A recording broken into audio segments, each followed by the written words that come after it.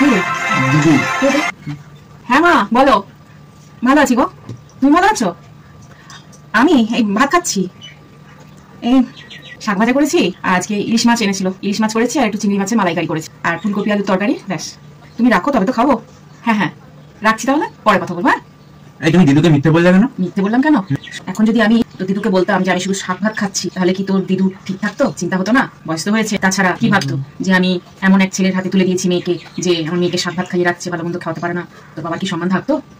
আমি তো মেয়ে, আমাকে দুদিকটা ব্যালেন্স করে চলতে হয়। আমার মায়ের কথাটাও আমাকে ভাবতে হবে, হাজবেন্ডের কথাটাও আমাকে ভাবতে হবে। আমার মাও যাতে ভালো থাকে, আর আমার হাজবেন্ডেরও যাতে সম্মানটা যাতে সবার সামনে থাকে, আর সেটা ভেবেই আমি হাসি মুখে মিথ্যেগুলো বললাম। কিছু কিছু মিথ্যে হাজারটা সত্যির মতো। আমি জানি আমি তোকে মিথ্যে বলতে নেই, মিথ্যে বলা পাপ, কিন্তু এইরকম এরকম মিথ্যে এগুলো কোনো পাপ নয়, এগুলো পুণ্যের সময়। মানুষের ভালোর জন্য মিথ্যে বলাই যায়। আচ্ছা বুঝছিস? দেখি আচ্ছা বুঝেছি। আগে মামি।